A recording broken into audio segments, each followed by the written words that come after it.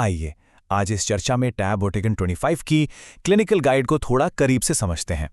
Allergy या उससे जुड़ी समस्याओं के लिए ये एक बेहद अहम दवा है।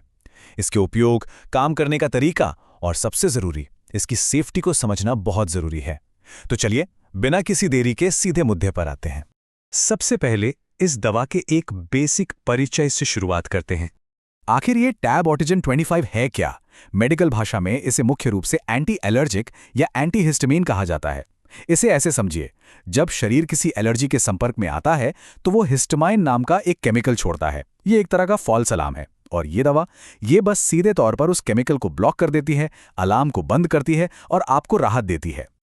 अब देखते हैं कि इसके मुख्य उपयोग क्या क्या हैं। असल में ये दवा एक मल्टी टूल की तरह काम करती है।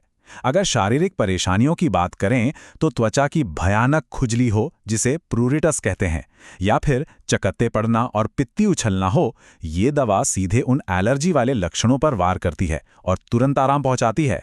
लेकिन यहाँ एक दिलचस्प बात है, इस दवा का एक दोहरा असर भी होता है। यह सिर्फ शारीरिक ही नहीं बल्कि मनोवैज्ञानिक राहत भी दे सकती है। इसमें हल्का शांत करने वाला यानी एक कामिंग इफेक्ट होता है।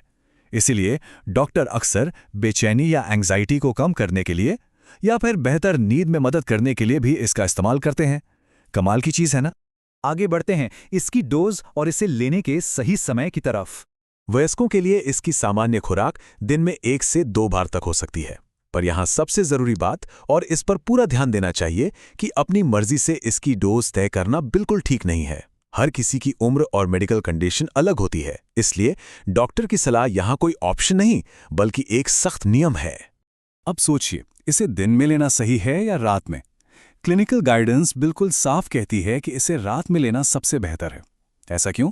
क्योंकि इसका एक बहुत बड़ा असर है, जबरदस्त नींद आना। दिन में लेने से आपके काम में रुकावट आ सकती है, वहीं रात में ये एलर्जी से भी लड़ती है और एक बढ़िया सुकून भरी नींद भी देती है। अब आते हैं इस चर्चा के सबसे गंभीर और जरूरी हिस्से पर, इसके साइड इफेक्ट्स और सावधानियां। किसी भी दूसरी दवा की तरह इसके भी कुछ साइड इफेक्ट्स हो सकते हैं, जिनके लिए हमें पहले से तैयार रहना चाहिए। मुख्य रूप से 3 चीजें देखने को मिलती हैं: अत्यधिक नींद आना, मुंह का सूखना जो कि एंटी हिस्टामिन दवाओं में बहुत ही आम बात है, और चक्कर आना या सिर का हल्का महसूस होना। अगर ये बातें पहले से पता हों तो कोई घबराहट नहीं होती। इन रिस्क को सुरक्षित रूप से हैंडल करने के लिए एक सख्त 3 स्टेप चेकलिस्ट का पालन करना जरूरी है। नंबर 1, ड्राइविंग या भारी मशीन चलाते वक्त अत्यधिक सावधानी बरतें। नंबर 2, शराब से पूरी तरह दूरी बनाएं, क्योंकि इसके साथ मिलकर ये खतरनाक सुस्ती पैदा कर सकती है। और नंबर 3, गर्भावस्था या स्तनपान की स्थिति में बिना डॉक्टर से पूछे इसे बिल्कुल नहीं लेना है। तो इस पूरी जानकारी को समझने के बाद आखिर में सबसे बड़ा सवाल यही बचता है, ये दवा आखिर किस सटीक समस्या के लिए ली जा रही है? क्या ये त्वचा के एलर्जी के लिए है या फिर एंग्जाइटी को कम करने के लिए? अपनी असली परेशानी की सही पहचान करना ही सही इलाज और सही विकल्प चुनने की इकलौती चाबी है।